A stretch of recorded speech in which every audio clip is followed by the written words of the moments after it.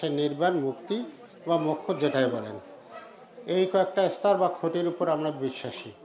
তা সেটার মধ্যে একটা হলো সংস্কার। এই যে জন্ম কর্ম ফল সংস্কার, আমাদের এই সংস্কার অনুভূতি আমাদের সকলের কিন্তু গতায়তী। আমরা যারা আজকে এখানেও সমবেত হয়েছি, সকলেরই আমাদের জন্মপূর্ব সংস্কার যে একই রকম এটা নয়। কর্মফল, কে কীরূপটা কী কর্ম দক্ষতা যোগ্যতা অর্জন করে কী ফল ভোগ করেছি, আর যেটা বাকি ছিল সেটা ভোগ করার জন্য যে এখানে এসেছি, সকলেরই সেই ভোগাভোগ কর্মফল সংস্কার একই রকম নয়। আর এই সংস্কারের গতিতেই দেহ হতে দেহান্তরে ভ্রমণ, এবং সেই অনুপাতেই জীবের যত জন্মগত দেহ বদল করিয়া আর এক দেহ আস্তে আস্তে এটা যে একটা বয়স, অর্থাৎ সূক্ষ্ম শরীরের লিঙ্গ শরীরের যে বয়স, অতীতের অভিজ্ঞতা জ্ঞান, সেগুলোই এই জন্মে আসিয়া ওইলে কাজ করে। তো এইভাবে যাদের জন্মপূর্ব সংস্কার আমাদের ভালো, তারাই অনেক সময় এই বেদের নির্দেশ, শ্রীমদ্ ভগবদ গীতার ভগবানের দেওয়া নির্দেশনা বা উপদেশ পরামর্শগুলো আমরা উপলব্ধিতে আনতে পারব। সেই অনুপাতে জীবন গঠনে আমরা প্রয়াসী হব।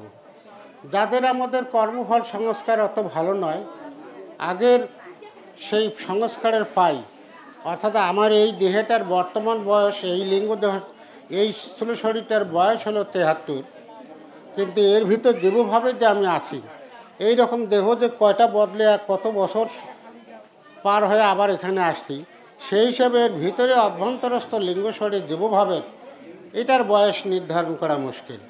তা যার যত বয়স বেশি, যত বেশি দেহ পরিবর্তন করে আসছে, ততই বেশি সে অভিজ্ঞতা সম্পন্ন, কোনো সন্দেহ নেই।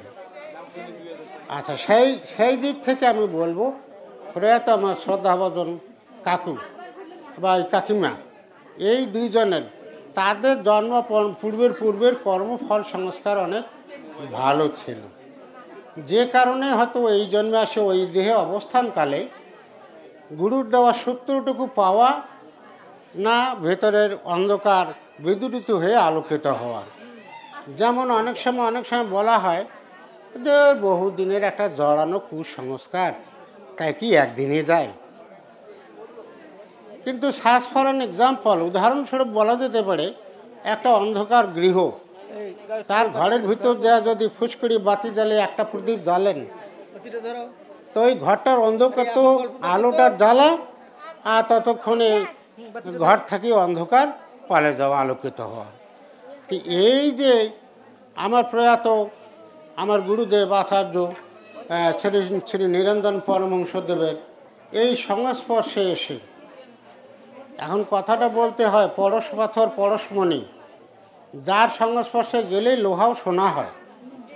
যাই হোক, ওখান থেকে সৌভাগ্যবশত জন্মপূর্বের কিছু সম্পর্ক আছে, যে কারণে এই জন্মে আসে উনি গুরু হিসেবে এখানে এসেছেন। আমার কাহাউ তার শিষ্যত্ব গ্রহণ করেছে। এই সংস্পর্শ না পাওয়া আর তার ঘরের ভিতরে সমস্ত অন্ধকার বিদূরিত হয়ে আলোকিত হয়েছে, যার ফলে গুরুদেবের সাথেও ওই দ্বারকার দিঘি নবনিত্যানন্দর হরিবাসরে ভাতৃ সম্মেলনের পর ঝগড়া বাঁধাছিলেন যে যদি মামেকং শরণং ব্রতেই হয়, একান্ত শরণাগত থাকলেই যদি মুক্তি ভগবত ধামে যাওয়া যায়, তা গুরুদেব কেন এগুলো করবো, তাহলে এগুলো আর করা হবে না, এগুলো বাদ। কিন্তু যার দ্বারা দীক্ষিত হয়ে, যার সংস্পর্শ হয়ে এই অন্ধকার জগৎ অন্ধকার বিদূরিত হয়ে আলোকিত হইল, তিনিই এখন বলতে গেলে আর এক দোদ্দলমান অবস্থায়, যার ফলে ক্ষীরোদ্দেশ্বর মহাশয় আমার জ্যাঠা এবং আরও অনেককে নিয়ে তারা স্বাভাবিক সমাজের সাথে মিশে থাকতে চাইলেন। ওই ব্রাহ্মণ্যবাদের কিছুটা ধুয়া ধরে রাখলেন। নিজেরা ক্ষীরোদ্জাঠারা নিজেরা ওই দুর্গা পূজা ইত্যাদি পূজার পুরোহিতগিরি করেছেন, ব্রাহ্মণ্যবাদ হটাও পৌরোহিত্যবাদের প্রচলন করেছিলেন। এই দিশে ওই দিকে ছিলেন। কাজে সেই দিক থেকে আমি বলবো যে প্রবল সংস্কার নিয়েই ওনারা জন্মগ্রহণ করেছিলেন। কিন্তু ওনাদের মতো সংস্কার নিয়ে আমরা এখন জন্মগ্রহণ করেছি কি না, আমাদের কার জন্মপূর্ব কর্মফল সংস্কার কত ভালো আর মন্দ, এটা অনেক সময় যদি ভোতা বুদ্ধিও হয়, বিবেক যদি অত সমুন্নত না হয়, তারপরে যেটুকু আছে সেটুকু দিয়েও আমরা নিজেদেরকে বিচার করতে পারব যে আমি কী অবস্থায়।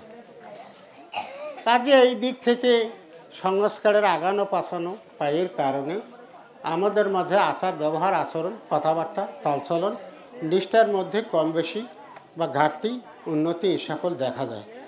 এই জন্যে পরিতাপ করার কিছু নেই, দুঃখ করার কিছু নেই। আমি অনেক সময় আমার নিজের মনে সান্ত্বনা মানি, কোনটা জানেন? যেমন মনে করেন আজকে আমাদের এই বাংলাদেশে এক সময় যখন 1947 সালে দেশ বিভাগের সময় পাকিস্তানের হিন্দু জনসংখ্যা ছিল 21%, আর ভারতের মোট জনসংখ্যার 20% ছিল মুসলমান। আজকে ভারতের জনসংখ্যার 40%-এর কাছাকাছি, 35%, 30 হতে 35% মুসলমান। আর এই পাকিস্তানের তদানীন্তন পূর্ব পাকিস্তানের বর্তমান বাংলাদেশ, যখন দেশ স্বাধীন হয় তখন ছিল 17%, আর কমতে গিয়ে এখন প্রায় 8.5% কমতেই আছে। আচ্ছা, এইরকমটার দিকে যদি এখন আমি যদি ধর্মভীরু হই, ধর্মধ্বজী হই, ধর্ম পালনে যদি যত্নশীল থাকি, তো একটা দ্বীপে যদি মনে করেন একটা দ্বীপত যদি বাস করে মাত্র 5-7 ঘরে হিন্দু আর নাই, তাহলে কি তাদের ওই 5-7 ঘর সংখ্যায় কম জন্যে নিরাশ হতাশ হয়ে তার নিজের ধর্ম পালন কি বন্ধ করে দিবে? আর যদি সে মনে করে যে না, এখানে আমার 1000 লোক জমা হোক, সে আশা করলে কি জমাত করতে পারবে? অতএব সেই দিক থেকে আমাদের একটা দৃঢ়প্রত্যয়ী হওয়া দরকার। আমরা যে এলাকায় থাকি, যত কম সংখ্যক সদস্যই থাকি আর যাই থাকি, যদি আমরা সুগঠিত থাকি, এক মনা হয়ে থাকি, এক নীতিতে এক আদর্শে যদি উঠখাড়া হয়ে থাকি, তাহলে আমাদের মা ভয় নাই, আমাদের সাথে ভগবান আছে, তিনিই রক্ষা করবেন। কিন্তু আজকে আমার সেই দৃঢ়তার যে অভাব পরিলক্ষিত হয়েছে, এটা দূরে যাক, সকলের ভিতর দৃঢ়তা আসুক, সকলে আত্মপ্রত্যয়ী হই, সংখ্যায় যত কমেই থাকি সমস্যা নাই।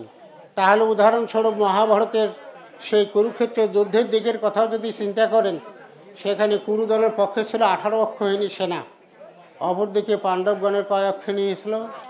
7 অক্ষৌহিনী। সংখ্যায় আমরা কম, নয় সংখ্যায় বেশি, সেই হিসাবে তাদেরই তো জয়লাভ করার কথা, কিন্তু তারা তো পরাস্ত হয়েছে, গোষ্ঠী বুনিয়াদি শেষ হয়ে গেছে, পাণ্ডবদের জয় হয়েছে। অতএব আমরা সংখ্যায় কম আছি এইটা ভাবার দরকার নাই, কিন্তু দরকার আজকে হচ্ছে ওই 18 অক্ষৌহিনী ঠেকবার জন্য 7 অক্ষৌহিনী যেমন ঐক্যবোধ, নিয়ম, শৃঙ্খলা, নিষ্ঠার সাথে পালন করেছে, জন্যেই যুদ্ধে তাদের জয় হয়েছে। তা আজকে আমরা সংখ্যায় কম থাকি আর যাই থাকি, যদি আমাদের দৃঢ়তা থাকে, আমাদের যে নিয়ম শৃঙ্খলা এবং নিষ্ঠা থাকে, ঐক্যবোধ থাকে, তাহলে আমাদেরও বিজয় অবশ্যম্ভাবী, কোনো সন্দেহ নাই। ভগবান আমাদের সাথে আছে, আমরা সুন্দরভাবেই থাকতে পারব। কাজে সেই দৃঢ়তা, মানসিকতা সকলের আন্তরিক দেহ হোক।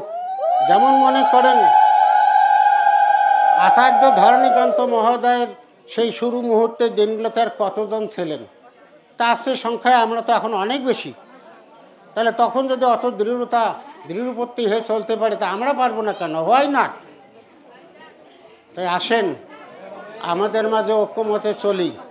হয়তো কম বেশি চলার পথে আচরণবিধি একজনের সাথে আরেকজনের ত্রুটি বিচ্যুতি একটু হতেই পারে।